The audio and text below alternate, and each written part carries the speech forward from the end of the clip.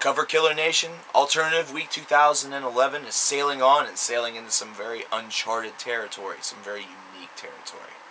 There's a band that has been really a part of the alternative movement since its inception, one that is one of the names that usually bring forth the highest level of acclaim. A band whose crowning achievement, DAYDREAM Nation, the album that I will be reviewing today, is actually in the Library of Congress. It's one of the albums that has been chronicled in the Library of Congress, which really puts its stamp as one of the elite albums in history. The band, of course, that I am speaking about is Sonic Youth, and this is a very, very unique release, DAYDREAM Nation is. This is a 70-minute long magnum opus of a record that, well, is kind of a sonic experiment in its own, which is kind of the way that most of their albums are perceived. They're sonic experiments that are just very diverse and different, and their sound has kind of evolved as the years have gone by. With DAYDREAM Nation, though, you could definitely feel the alternative crust to it. You could feel a lot of the punk influence in there that really defined their earlier work. However, these were done in a more harrowing style and a lengthy style. These were all songs that originated as long, lengthy jams. And in fact, early on in their career, Henry Rollins, who of course was later a part of the Rollins band, would cite the fact that he kind of always felt disappointed that Sonic Youth could never represent their long jams that were prevalent in their live shows back then at the time on a studio record. Well, if Rollins wanted to be pleased about anything, this would be an album that would probably be a fit starting point for him to be pleased, because this is a long listen and it can be a very challenging listen for a listener.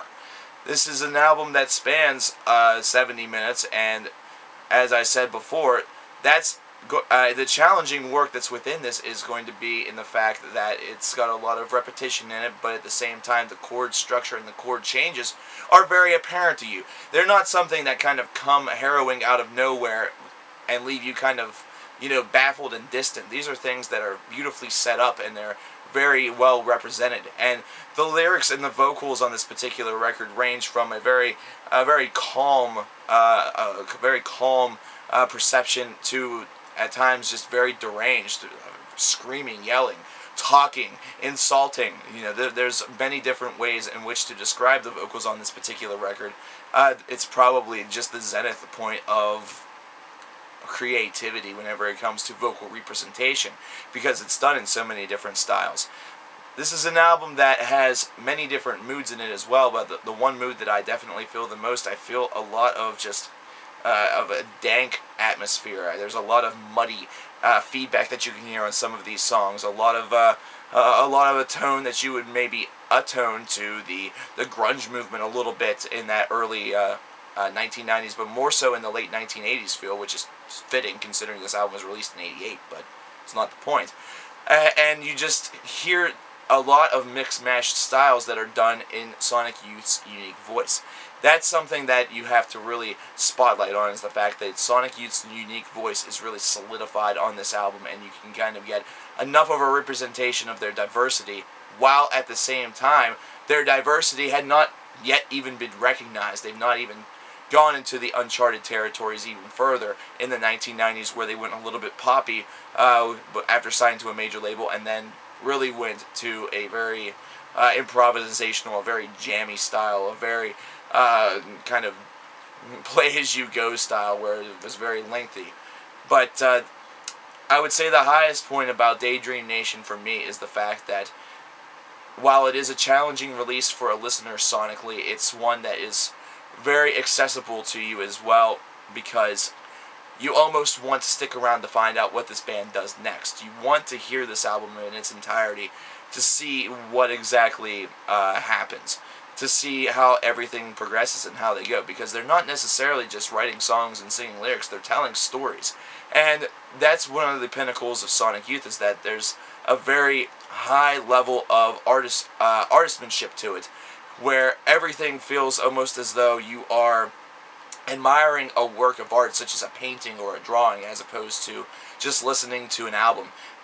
There's a very unique atmosphere whenever you listen to this particular record that's almost impossible to describe. This is an album that has been consistently considered to be one of the best, if not the best, album of the 1980s. And it's very fair to see how it could be considered that. I believe that with repeated listens, this could easily be one of my favorite albums of all time. However, with the limited number that I have gotten to give it, considering I've focused my attention on many other bands throughout my musical career, it's one that is still a challenge to me, but at the same time, it definitely has my respect. It's an album that demands multiple listens. It's an album that demands a lot of attention, and it may be a little bit more difficult for fans of today to really have the same amount of respect and love for this particular record that was really expressed for it after its release. I think that there's so much of an ADD culture today that some of these tracks just might be too far out there for some people. They might need the 3-minute, the 4-minute long compositions of a Nirvana as opposed to a 7-minute long Teenage Riot by Sonic Youth. Who's to say? Personally, this is a record that will probably change your mind about a lot of things if you give it a chance. But that's just it. You got to give it a chance. I recommend that you give it a chance. I recommend that I should probably do this review again, maybe in 2 or 3 years once I've listened to it another 55 times. But for right now, the bottom line is that Daydream Nation is one of the most important albums in alternative music, and is one of the only albums in alternative music that has entered into the Library of Congress. So, let's face it. You just take a look at the accolades, and you take a look at the fact that it was significantly hard to find, and still is. There's a lot of positives about this record.